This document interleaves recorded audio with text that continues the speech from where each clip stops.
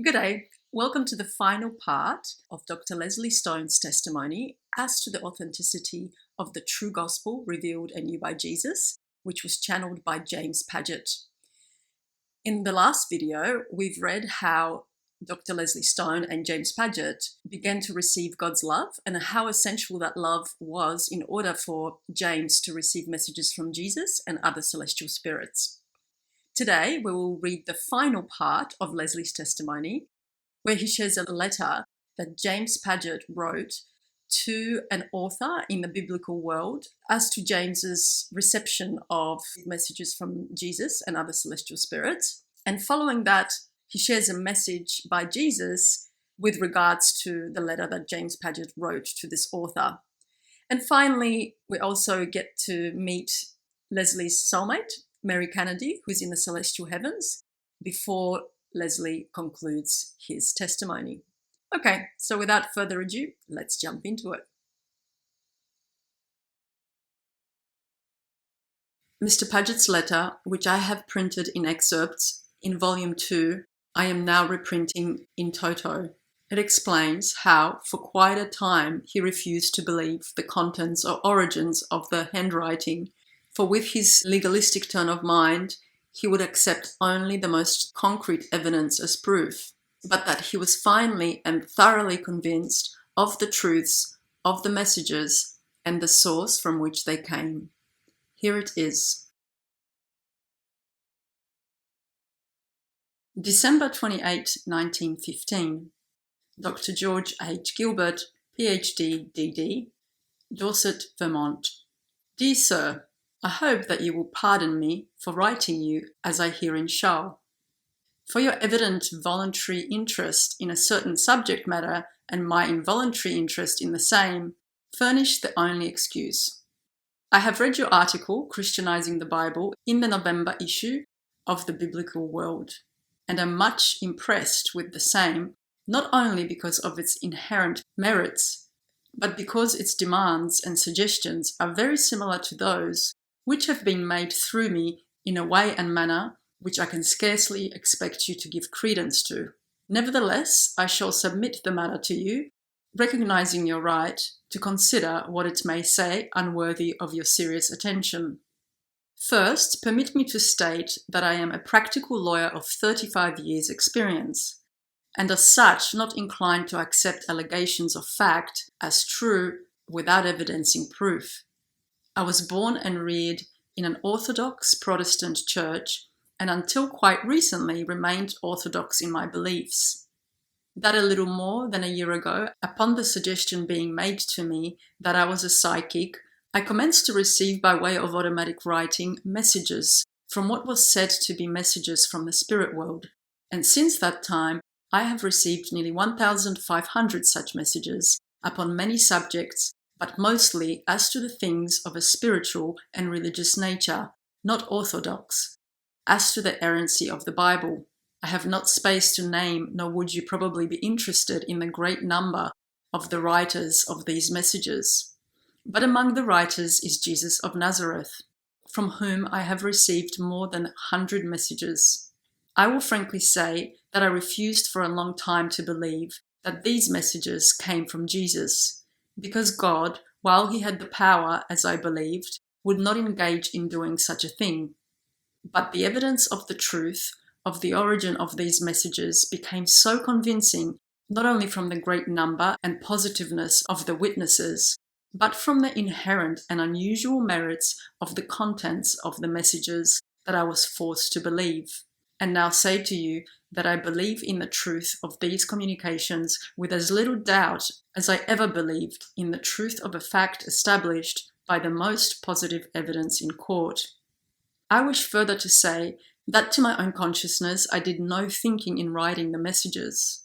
I did not know what was to be written, nor what was written at the time, except the word that the pencil was writing. The great object of these messages from Jesus, as he wrote, is to make a revelation of the truths of his Father. He asserts that the Bible does not contain his real teachings as he disclosed them while on earth, that many things that he said are not therein contained, and many things that are ascribed to him therein he did not say at all. And he wants the truth made known to mankind. And I must say that many of these truths which he has already written, I have never before heard of, and I have studied the Bible to some extent. One thing in particular impressed me, and that is what the truth is of his bringing life and immortality to light. The Bible does not state it, and I have not been able to find in any commentaries on the Bible an explanation of it. But enough of this. I merely wrote this to assure you that I am serious in submitting for your perusal the enclosed copy of a message, and I would not do this were it not for the fact that the message comments upon your article and also upon another article in the same issue of the Biblical World. On the night of December 24, 1915, I read your article, and on the next night, Christmas night, I received a writing of which the enclosed is a copy. You will observe that a portion of the message is personal, but I thought it best to send it as it came to me. And though you may not believe the origin of the message, yet you may find some thoughts therein for your consideration. Trusting that you will pardon my intrusion, I will subscribe myself, very respectfully, James E. Padgett. A few nights later, a message signed Jesus commented upon Padgett's having sent a copy of the message and referred to his letter to Dr. Gilbert. December 28, 1915. I am here, Jesus.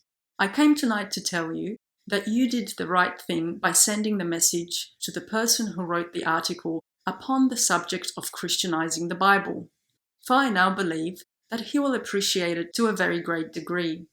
He is not an Orthodox churchman, but is a preacher of a Unitarian church in a little town in which he lives, and is a very broad-minded man.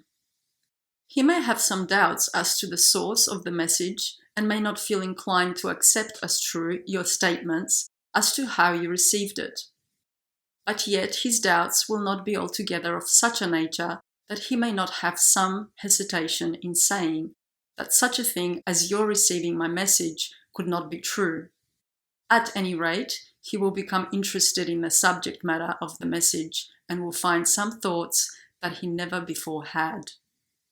I fully realize that when my messages are published, the great difficulty in their being accepted will be the doubt of the people as to their source. But you will have to complete the book in such a way that the testimony of the numerous witnesses will be so strong that the doubt will not be able to withstand the overwhelming evidence of my being the writer of the messages.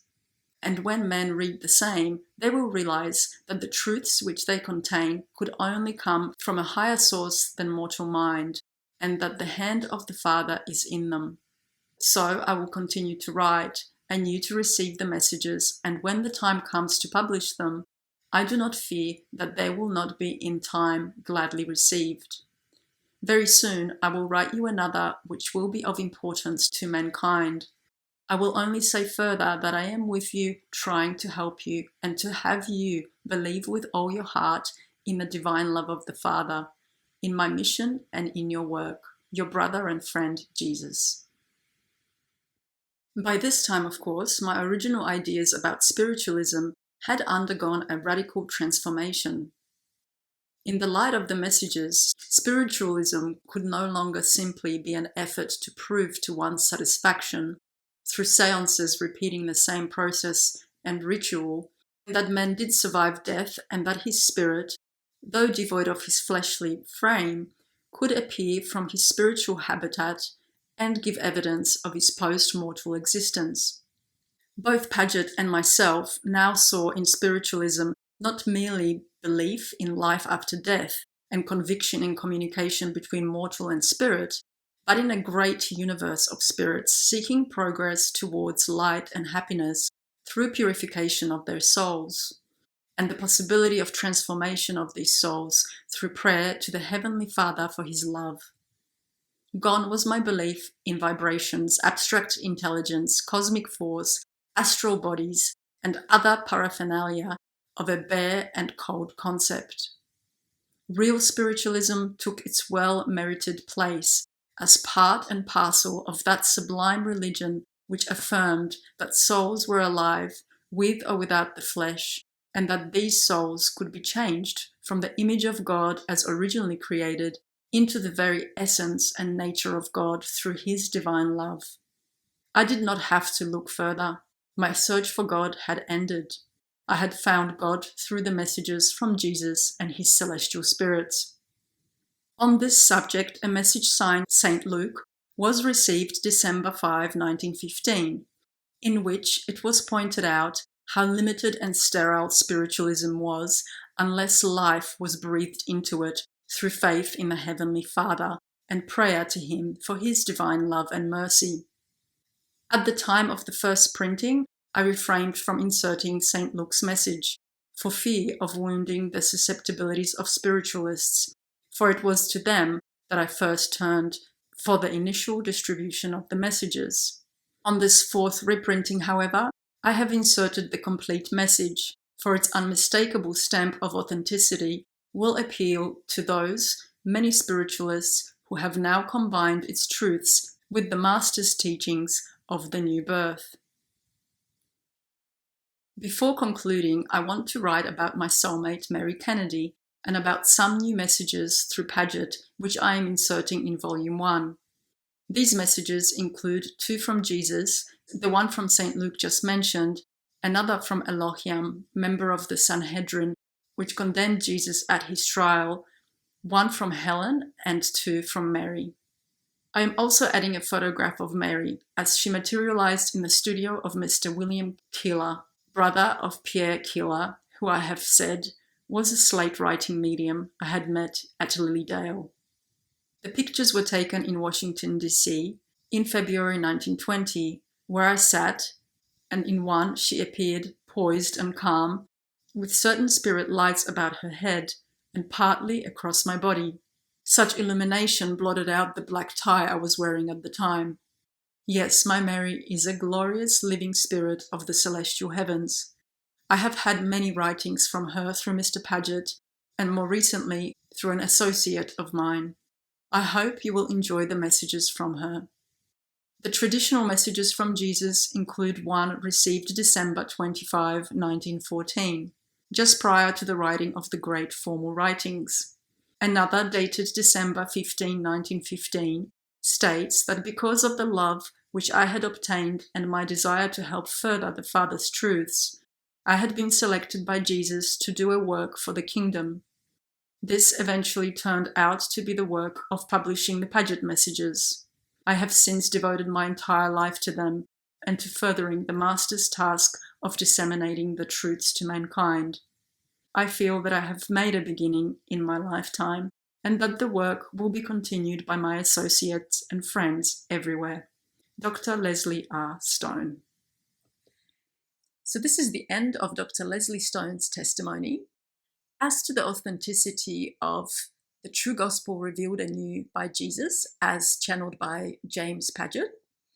And in the next video, we will begin to look at some of the messages from Jesus and other celestial spirits to reveal his mission in bringing God's love into the hearts of humanity. So I look forward to making the next video, and you'll be hearing from me soon. Bye for now.